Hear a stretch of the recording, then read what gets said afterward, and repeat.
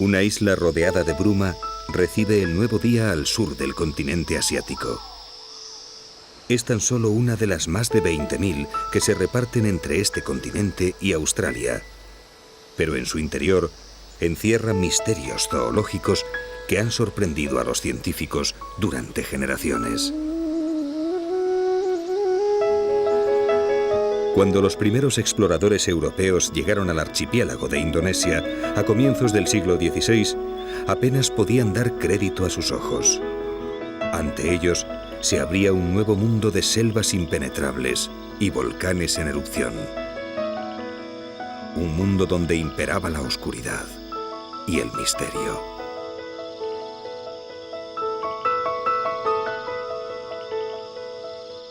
La naturaleza parecía haber perdido toda su lógica en este lejano lugar. Aquí podían verse plantas que se alimentaban de animales y peces que permanecían fuera del agua sin morir asfixiados. Cada descubrimiento encerraba un nuevo misterio.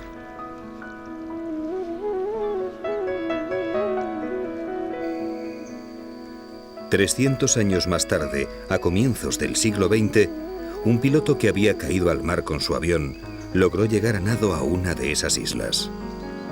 Cuando el equipo de rescate logró localizarlo, el hombre parecía haber perdido la razón. En su delirio afirmaba que la isla estaba habitada por unos saurios enormes que atacaban y devoraban a los nativos. Sin saberlo, aquellos hombres habían desembarcado en una tierra de dragones.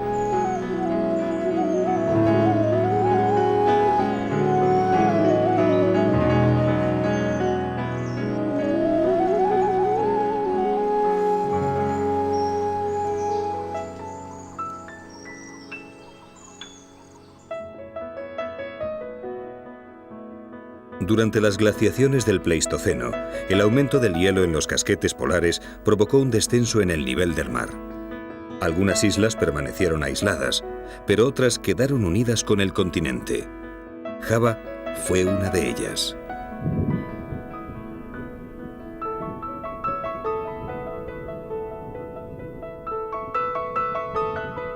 Tras la glaciación, el mar recuperó su nivel primitivo y Java perdió el contacto con las poblaciones de Asia. Había vuelto a quedar aislada.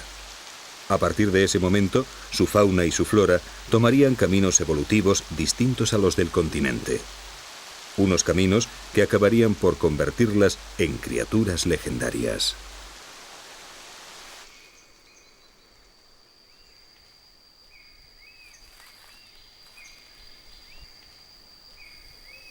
La inaccesibilidad de sus selvas y el aislamiento rodearon la isla de una aureola de misterio.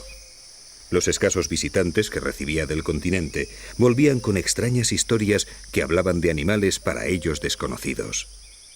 Los relatos se propagaron y se deformaron hasta tal punto que cuando tiempo después llegaron a la lejana Europa, se habían convertido en leyendas fabulosas sobre animales mitológicos.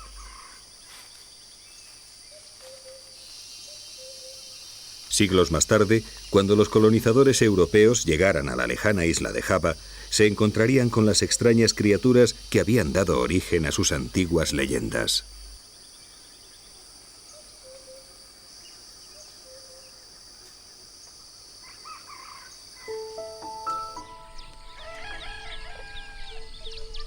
Los europeos, sin embargo, no fueron los primeros en alcanzar la isla. La especie humana ya habitaba estas tierras en el período conocido como Neolítico hace más de 4.000 años, y sus descendientes viven aún en ella.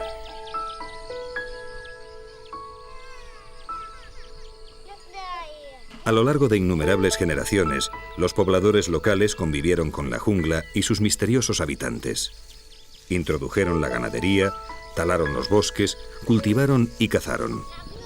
Todavía hoy mantienen una forma de vida y unas tradiciones similares a las que poseían cuando desembarcaron los primeros occidentales en sus tierras.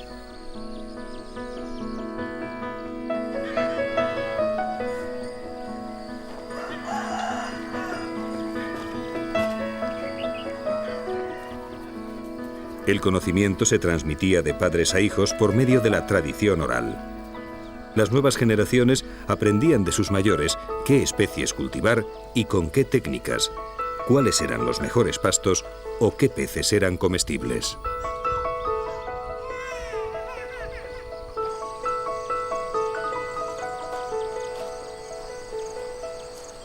Junto a estos conocimientos, también debían aprender a temer a sus predadores y a reconocer los innumerables peligros que encerraban las selvas que les rodeaban.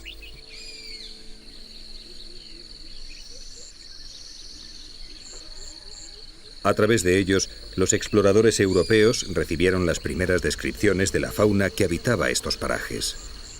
La falta de conocimientos científicos de los visitantes transformaría estas explicaciones en relatos inverosímiles. Las más fantásticas criaturas parecían morar en el corazón de la selva.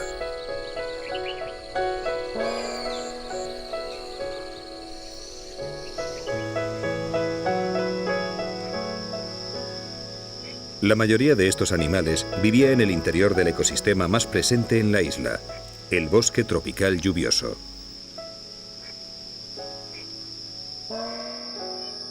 La cubierta vegetal es tan densa que en algunos lugares apenas llega al suelo un 5% de la luz solar. La oscuridad y la espesura hacen casi imposible la localización de la fauna. Los únicos indicios de su presencia son los sonidos que llenan la atmósfera.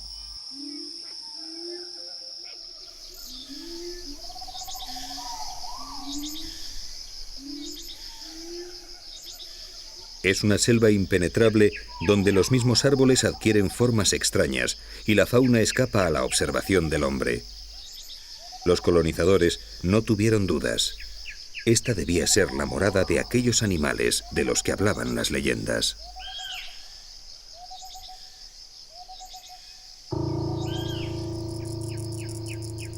En todos los estratos de la jungla, la fauna parece invisible, pero está presente.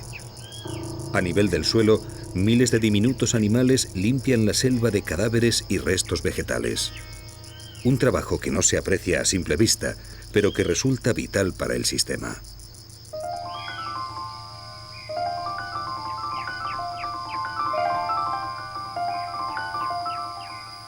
El orden zoológico de los insectos es el más representado en la pluvisilva. También es uno de los más desconocidos. Miles de especies que viven en su interior aún no han sido descubiertas o catalogadas por el hombre.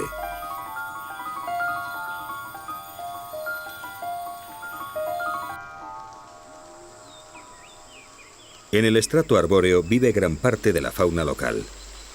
Estos macacos cangrejeros representan tan solo a una de las 10 especies de macacos que habitan el archipiélago. Solo en primates pueden encontrarse 31 especies, de las cuales 23 son endémicas, es decir, exclusivas de las islas.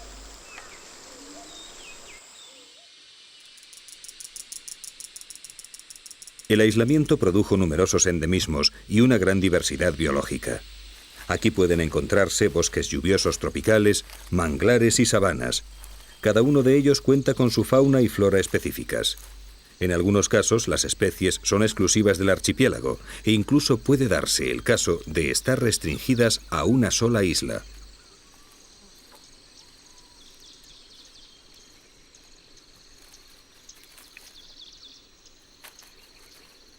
En otras ocasiones, son variedades que también están presentes en Asia o Australia, los dos continentes que tuvieron contacto con islas de Indonesia. Este es el caso del segundo mayor bóvido del mundo, el banteng.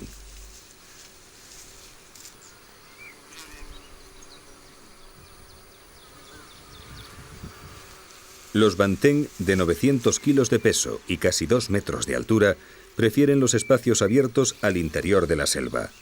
En ellos se encuentran pastos y tienen más posibilidades de detectar a sus potenciales enemigos. Su tamaño solo es superado por otro bóvido, el gaur indio, que puede pesar 1 tonelada y medir 30 centímetros más que ellos.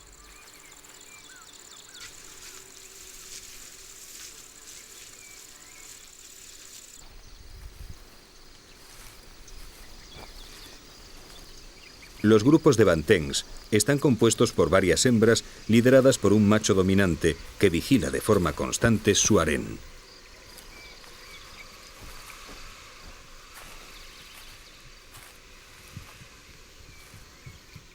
Sus poblaciones se extendían en la antigüedad por todo el sudeste asiático continental.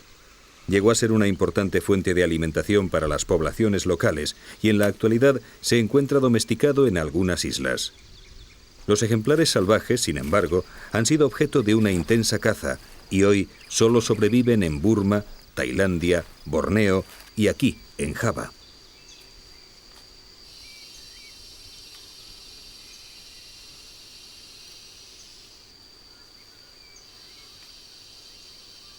A excepción del hombre, pocos son los predadores que pueden enfrentarse a una presa de este tamaño. Su principal enemigo se esconde en la profundidad de la selva, donde resulta prácticamente invisible.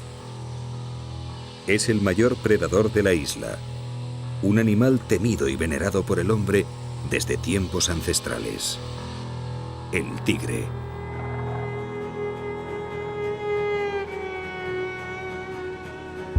Hoy el tigre es casi un desconocido para el bantén. Tras la intensa caza a que se ha visto sometido, sus poblaciones han quedado tan reducidas que en Java su extinción se da casi por segura. La misma amenaza que se cierne sobre el mayor habitante de estas selvas.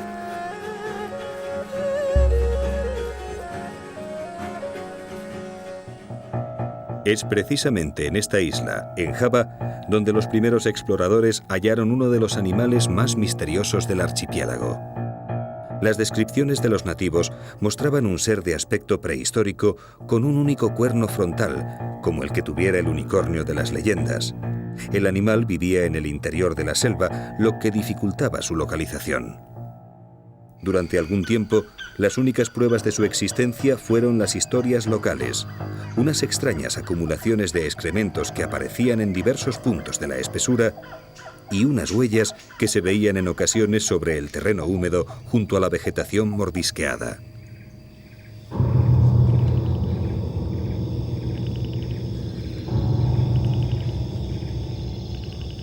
El misterioso animal, sin embargo, acabaría saliendo a la luz.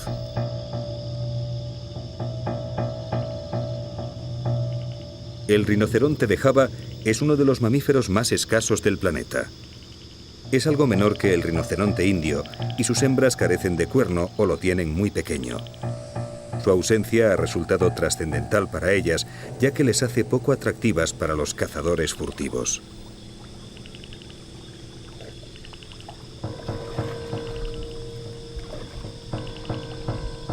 A pesar de ello, sus poblaciones están en serio peligro. Java cuenta en la actualidad con la mayor de todas y suman tan solo 50 individuos. El rinoceronte apenas ha salido del oscuro mundo de las leyendas y ya se ha adentrado en el camino de la extinción.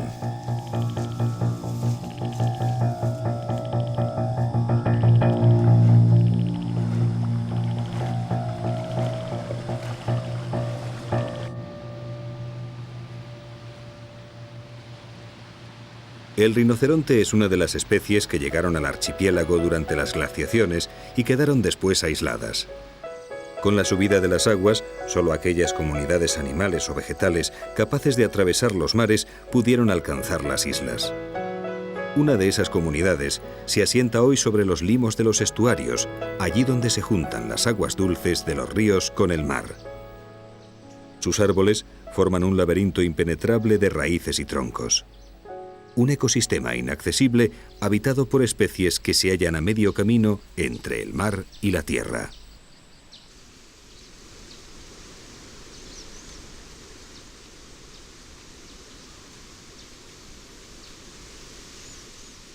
Aquí las condiciones de vida no son las más idóneas. El limo es muy ácido, carece de oxígeno y tiene unos niveles extremos de sal. Pero el manglar cuenta con el mecanismo apropiado para colonizarlo.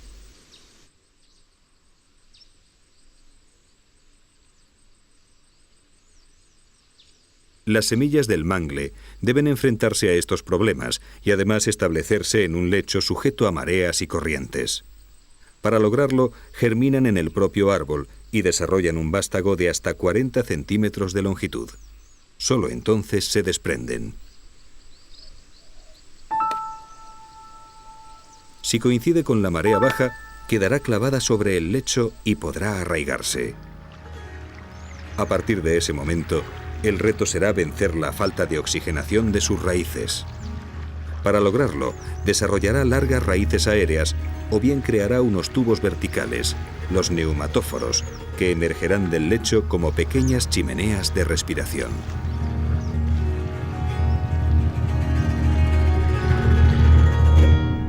Esta semilla ha caído durante la marea alta, pero no se perderá.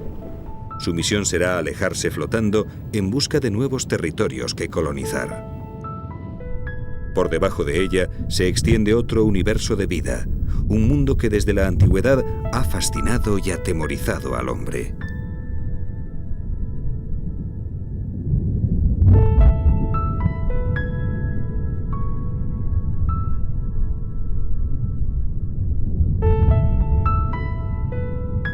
La poca profundidad del mar, la misma que permitió la comunicación de las islas con el continente durante el Pleistoceno, permite ahora que sus fondos reciban luz y calor. La fauna y la flora marinas han encontrado unas condiciones favorables para vivir y en pocos lugares del mundo se han desarrollado con tal profusión. Aquí, una sola bahía puede albergar el doble de especies animales que todo el Caribe.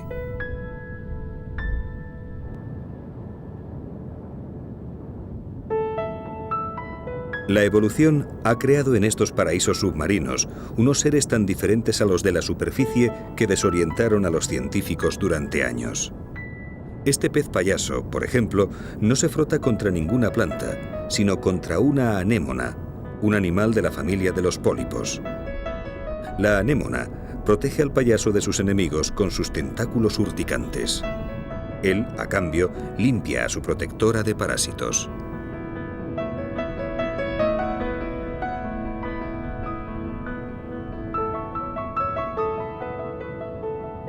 Mucho antes de que la ciencia pudiera estudiar la relación simbiótica entre el pez payaso y la anémona, el mar era para el hombre un lugar lleno de misterio.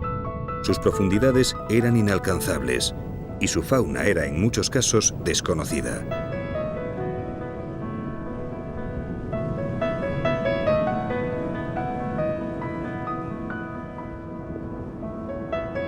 La falta de información científica fue suplida por la fantasía del hombre, que vio en las aguas del océano unicornios marinos, serpientes gigantes y sirenas. Las historias contadas por los marineros corrían de boca en boca y alentaban la imaginación de la gente, ayudadas por el gran número de personas que morían cada año en el mar.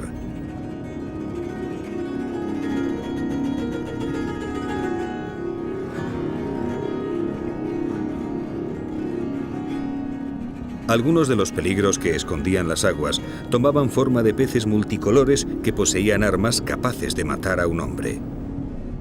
Los miembros de la familia de los escorpénidos poseen en sus aletas púas venenosas para disuadir a los predadores de todo intento de caza. Algunas de sus especies, como este pez león, son claramente visibles, pero otras han desarrollado un mimetismo que las confunde con el fondo coralino. Aquellos que cometían el error de pisarlas morían en pocas horas sin haber podido identificar qué les había atacado.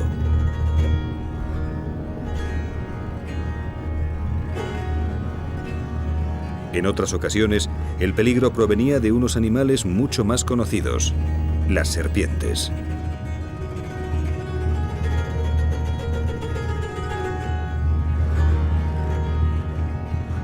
El temor que los ofidios despertaban en el hombre desde la antigüedad se trasladó de inmediato a sus parientes marinos y en algunos casos de forma acertada. La serpiente olivácea no solo es más rápida que cualquier ejemplar terrestre, además posee el veneno más poderoso entre todas las serpientes del mundo.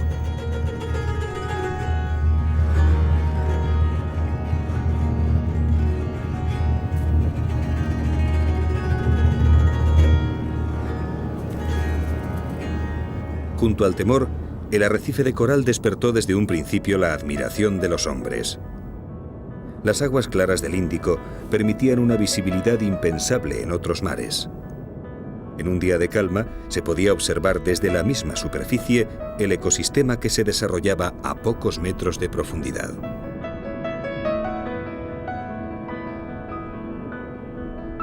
Ante los ojos del hombre, apareció un paraíso lleno de colorido y formas desconocidas hasta entonces.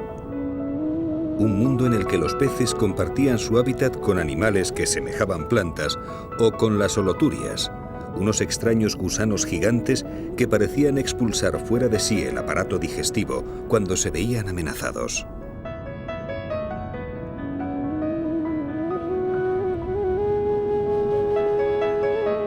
El hombre había descubierto bajo la superficie del agua un mundo cuyos misterios superaban incluso aquellos que se ocultaban en el interior de las selvas indonesias.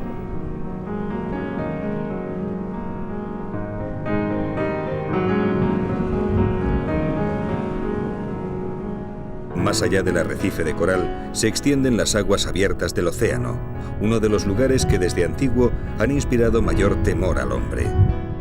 Los fondos marinos se pierden en las profundidades y ante la vista solo queda el llamado Gran Azul, la inmensidad del océano.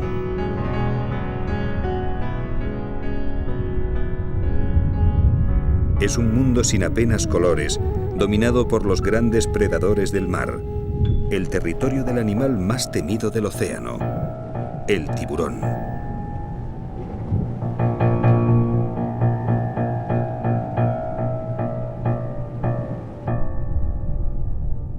De todas las especies de tiburones que habitan los mares, solo unas pocas atacan al hombre, pero han bastado para dotar a los escualos de una fama terrorífica.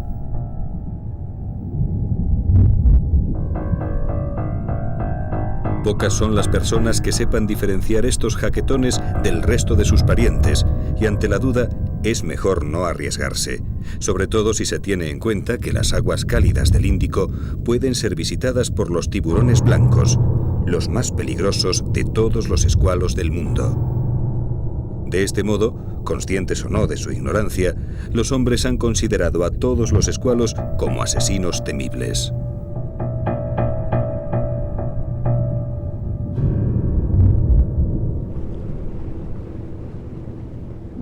Por encima de ellos, en la superficie, la semilla que partió del manglar prosigue su camino. Su clorofila le permite realizar la fotosíntesis, gracias a la cual podrá mantenerse viva durante casi un año a pesar de estar germinada.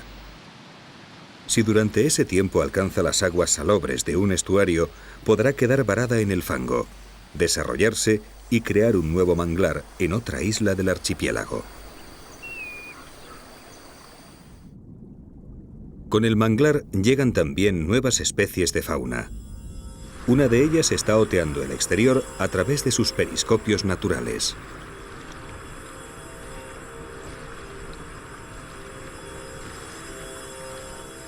Parece que no hay peligro. Es hora de salir a la superficie.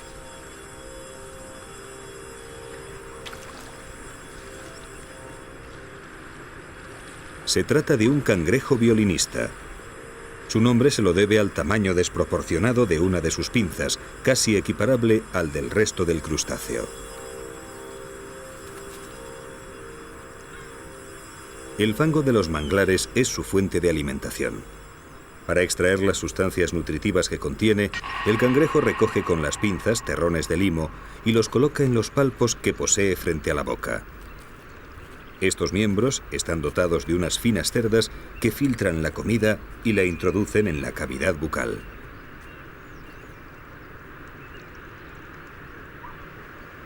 El barro que sobra se acumula en una pequeña bola que es expulsada mientras el cangrejo se mueve.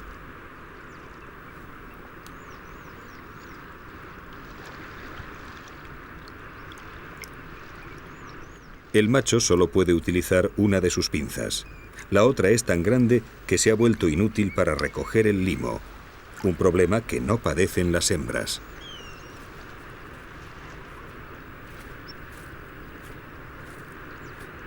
El desarrollo de la pinza tiene dos misiones fundamentales: marcar el territorio y atraer a las hembras. Para ello, el macho la exhibe con movimientos enérgicos.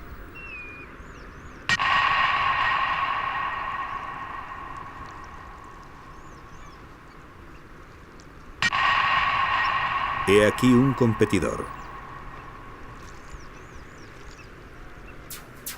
Cuando la hembra se acerca a su territorio, El galán intenta aproximarse a ella para llevársela a su agujero.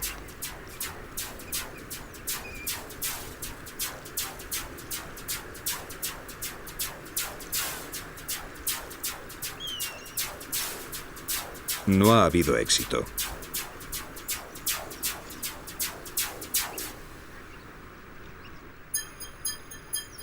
Por fin, la hembra parece haber elegido al otro candidato. Si es así, ambos permanecerán juntos hasta que se dirijan al refugio del macho, donde se aparearán sin ser molestados por el resto de los pretendientes.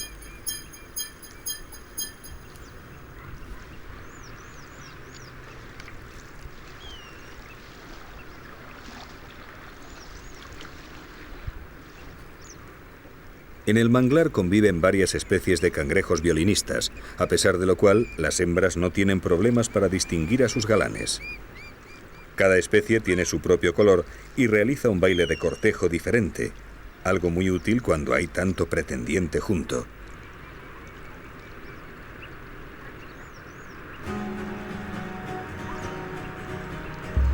El enorme número de cangrejos presentes limita el tamaño de los territorios y acentúa la competencia. No es raro observar a dos machos en la frontera de sus respectivos dominios pugnando por una misma hembra.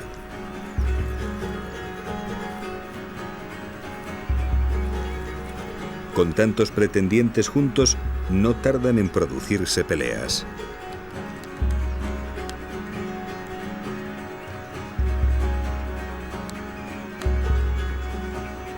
A lo largo de toda la época de celo, estas luchas incruentas se repetirán con frecuencia entre todas las especies de cangrejos que habitan el manglar.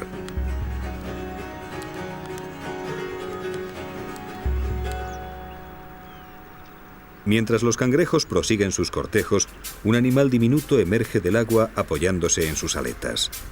Es un pez, y sin embargo, no muere asfixiado al salir a tierra firme.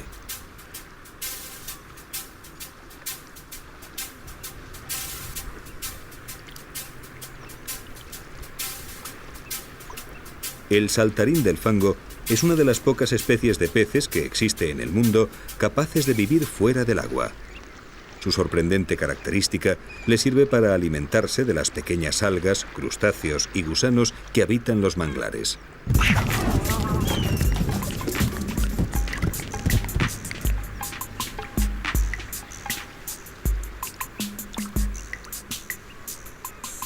Su vida fuera del agua no se limita a la alimentación. El cortejo también se desarrolla en tierra. Para ello, el macho despliega ante las hembras su aleta dorsal.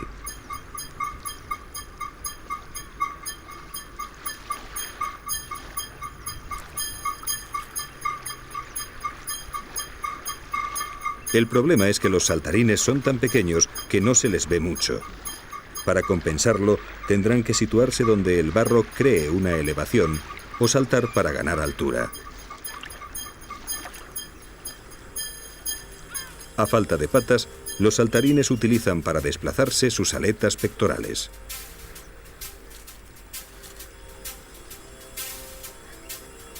Las aletas han adquirido una fuerte musculatura e incluso una articulación en su parte media que recuerda al codo que poseemos los animales terrestres.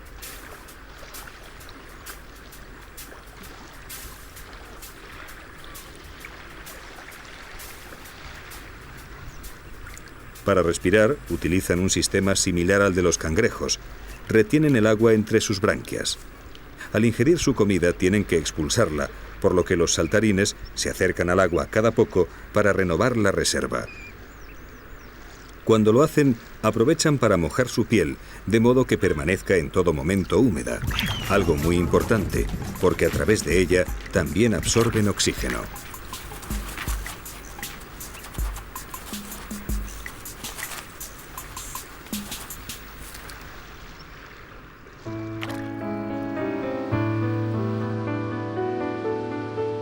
Entre las miles de islas que componen el archipiélago, hay una que, a pesar de su pequeño tamaño, posee un valor extraordinario. Los peligrosos arrecifes que la rodean, unidos a su escasa extensión, hicieron que durante siglos pasara desapercibida para los colonizadores. Nada en su apariencia hace sospechar los misterios que guarda en su interior.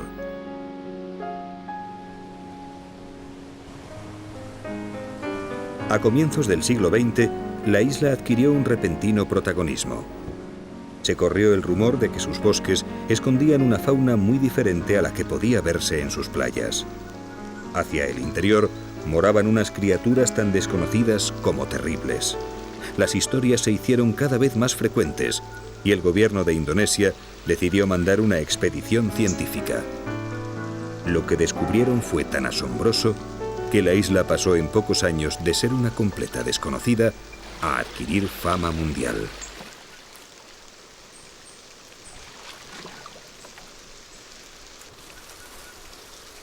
En el interior de los diferentes ecosistemas conviven especies de fauna autóctona con otras introducidas por el hombre. Macacos cangrejeros y ciervos de Java comparten la isla con jabalíes, cerdos, cabras y búfalos. Todos ellos, domésticos o salvajes, son presas potenciales del gran predador de la isla, aquel al que los nativos llaman Ora, el dragón.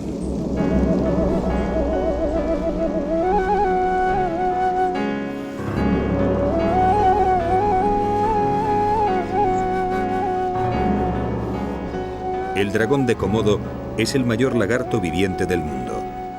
Puede llegar a medir 3 metros y pesar 70 kilos. Algunos zoólogos creen que podría ser una subespecie de otro lagarto mayor que habitó en el pasado el continente asiático en los dominios de la cultura china.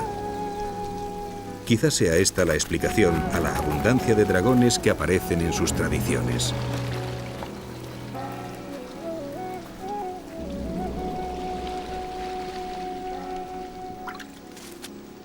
Posee una vista y un oído poco desarrollados.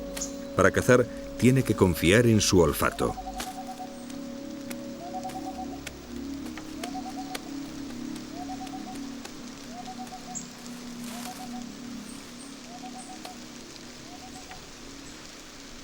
El olor de un ciervo ha llegado hasta el dragón. La caza comienza.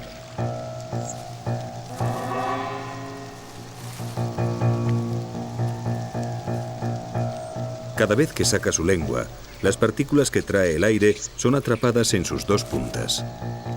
Al recogerla, introduce estas en un receptor especial llamado órgano de Jacobson, que está situado en la parte superior de su boca. Este analiza las partículas recibidas e indica al dragón no solo la presencia del ciervo, sino también la dirección en la que se encuentra.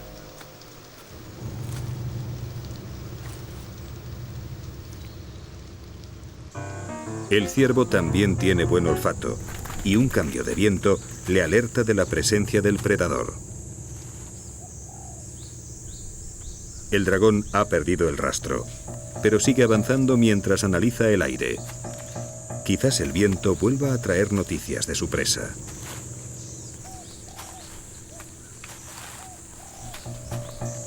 El ciervo está ya fuera de su alcance, pero aún así el varano no abandona.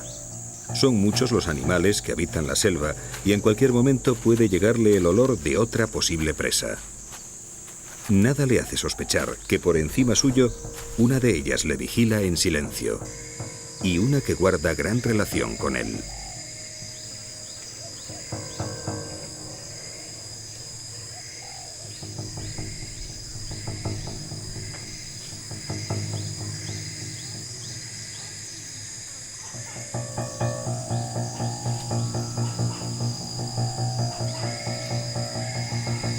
Es un dragón joven. La voracidad de estos animales es tal que los adultos no dudan en atacar a las crías de su misma especie. Para evitar ser localizadas, estas se impregnan de heces que disimulan su olor natural y trepan a los árboles, donde permanecen hasta que el predador se aleja.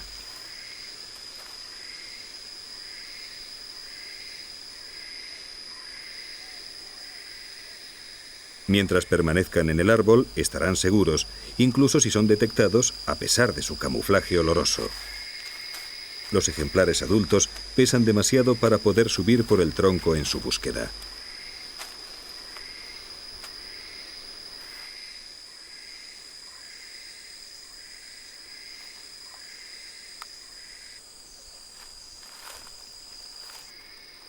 Tras su intento fallido de caza, el dragón se dirige hacia la sabana, desde donde le llega un olor conocido.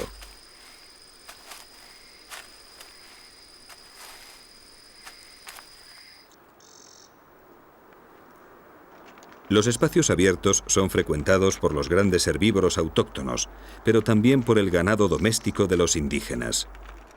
Unos y otros encuentran aquí pastos y brotes con que alimentarse.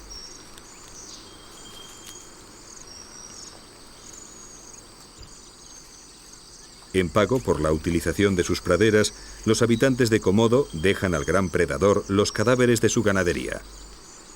Cuantos más muertos haya, menos probabilidades tendrán de que los reptiles salden la deuda por su cuenta atacando a las reses vivas.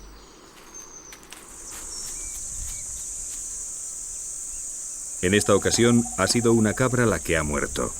El viento ha dispersado su olor y el dragón ha acudido con rapidez a la cita.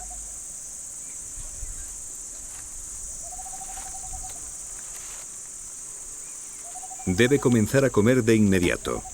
Si él ha localizado el cadáver, no es extraño que otros dragones lo hagan en breve.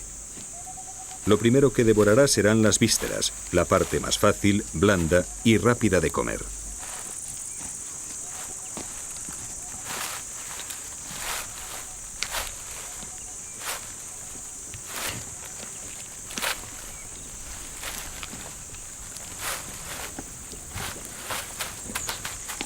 Antes de haber podido empezar, llega un segundo lagarto, y este es aún mayor. En poco tiempo, el viento habrá llevado su mensaje a todos los dragones de la zona. Como si hubieran sido llamados a una reunión, todos coincidirán en el claro para participar en el banquete.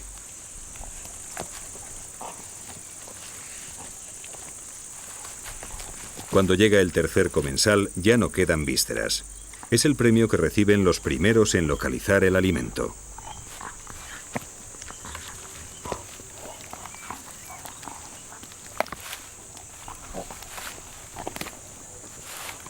El cadáver es despedazado y compartido sin problemas. Por extraño que resulte, no se producen peleas entre ellos. Cada cual busca su hueco y se concentra en la comida que tiene delante.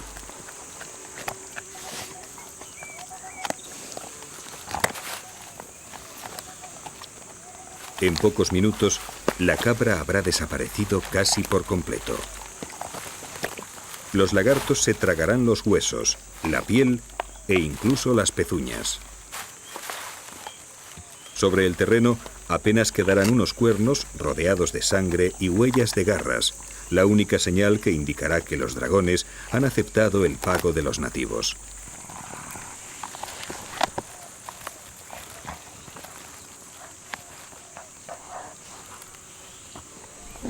En mitad de la vorágine, aparece en el claro un personaje nuevo. Los cerdos también fueron introducidos en la isla por el hombre y son también un manjar apreciado por los dragones, algo que al visitante no parece preocuparle demasiado. A pesar de la proximidad, nadie le ataca. El cerdo es más rápido que los varanos y siempre que les tenga localizados estará seguro. Los predadores lo saben y no gastarán energía en un intento de caza que de antemano saben inútil.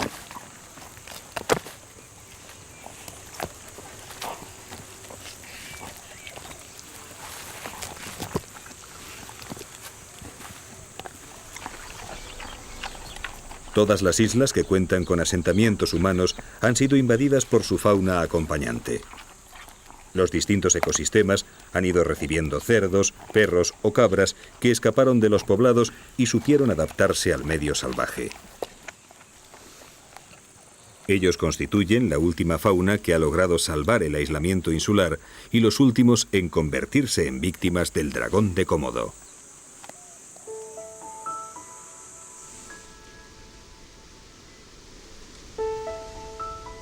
Los hombres han vivido junto a los grandes lagartos desde tiempos inmemoriales.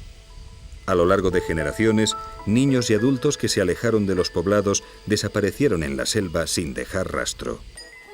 Tras la angustia inicial, llegaba la resignación. Era el tributo que debían pagar a los grandes lagartos por permitirles vivir en su isla.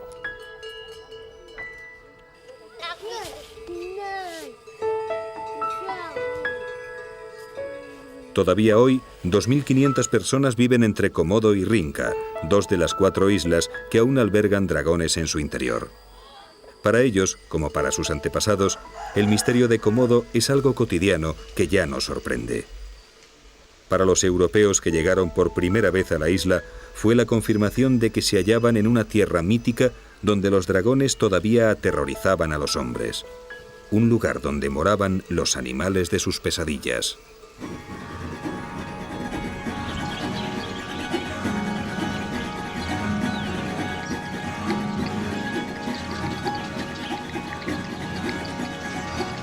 Algunos de esos animales permanecían inactivos mientras la Tierra estaba bajo el dominio de la luz.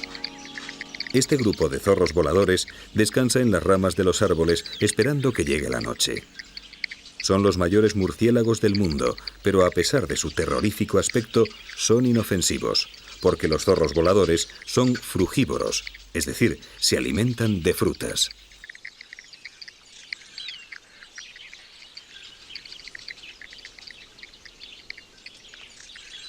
Su actividad comenzará en el mismo momento en que decline el día con la caída del sol.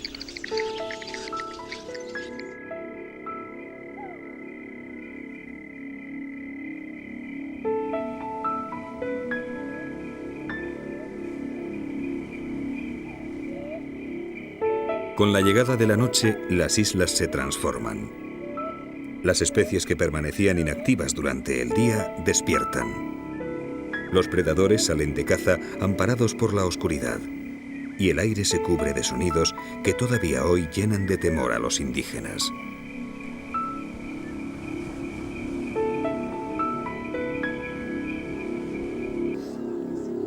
La gente permanece en sus chozas y nadie sale del poblado.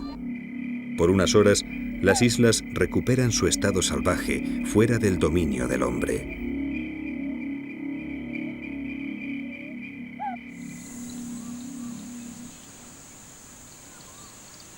A pesar de ser un pueblo pescador, los habitantes de Komodo han transformado el ecosistema de la isla. Cabras y búfalos de agua han pastado en las sabanas desde la llegada del hombre. Las talas continuadas para obtener madera han hecho desaparecer muchos de los bosques que antaño ocupaban estas tierras, y hoy gran parte de ellas están cubiertas por sabanas.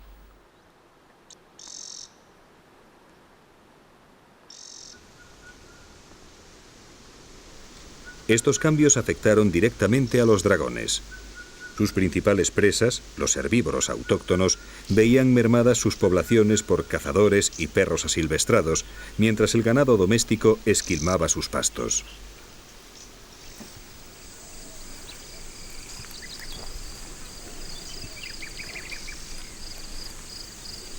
Con el hombre en sus dominios y sus presas naturales en declive, la confrontación era inevitable.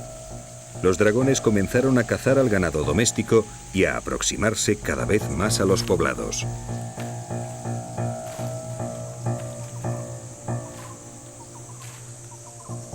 A medida que su ecosistema se deterioraba, la presión sobre los habitantes locales se hacía mayor.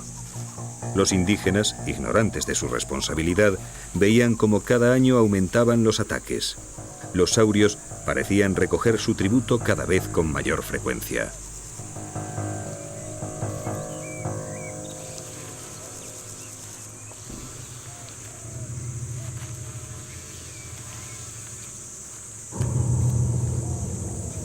El tamaño de la presa no supone un problema para los varanos. Si no pueden matarlo en el momento del ataque, basta con que consigan morderlo. En su boca viven más de 50 variedades de bacterias infecciosas, y un solo mordisco es suficiente para que pasen a la herida. Al cabo de una semana como máximo, el animal morirá a consecuencia de la infección. Cuando esto ocurra, los dragones lo localizarán por el olor y darán buena cuenta de él. Un caso sorprendente de caza a largo plazo.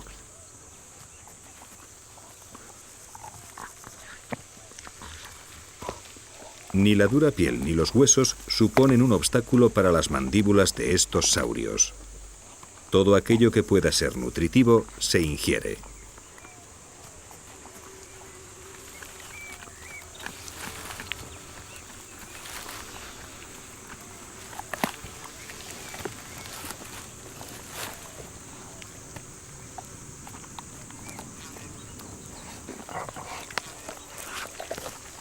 Un dragón puede comer hasta el 70% de su peso corporal de una sola vez gracias a la capacidad de dilatarse que tiene su estómago. Un niño de 9 años puede ser devorado completamente por un solo ejemplar adulto. No es de extrañar, por tanto, que estas criaturas inspiraran un profundo terror a los nativos de la isla.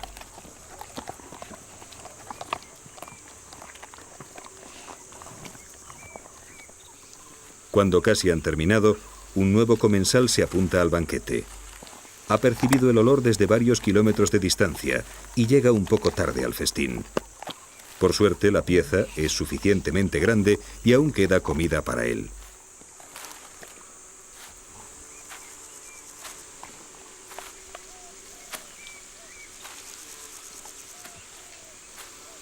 Su capacidad para ingerir grandes cantidades de comida de una vez les permite permanecer un largo periodo sin alimentarse.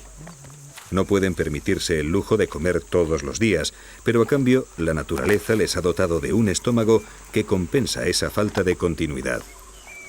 Si tenemos en cuenta que la especie que pudo habitar China en el pasado era aún mayor que la insular, las viejas leyendas de dragones que exigían jóvenes vírgenes para calmar su ira parecen ahora más verosímiles.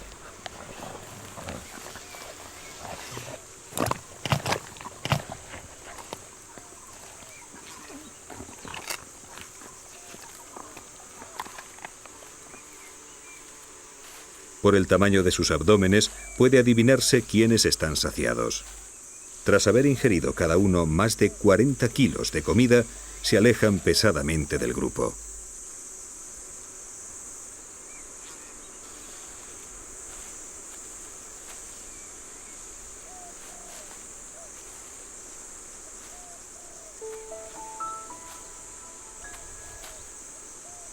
En breve les seguirá el resto. Su próximo objetivo será buscar una sombra donde descansar y hacer la larga digestión.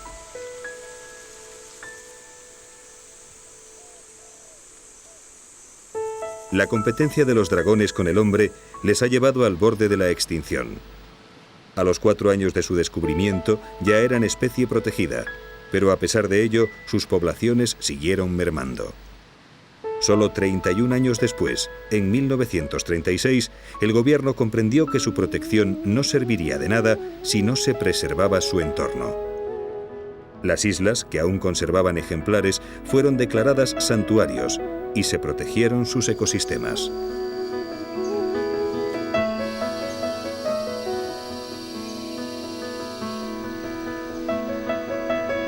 Por fin, parece que el hombre ha comprendido el valor de unas selvas que contienen especies vegetales únicas en el mundo, las mismas en cuyo interior se han forjado las más increíbles leyendas.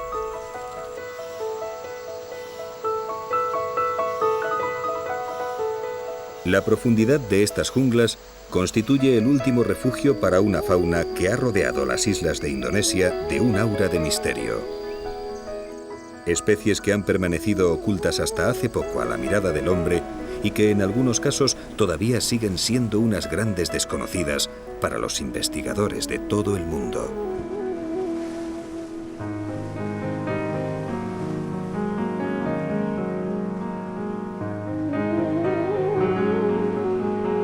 El archipiélago es a la vez realidad y mito, el lugar donde ciencia y fantasía se tocan. El movimiento de las placas continentales lo creó. Las glaciaciones y el mar lo dotaron de vida. Y la evolución y el aislamiento lo convirtieron en leyenda.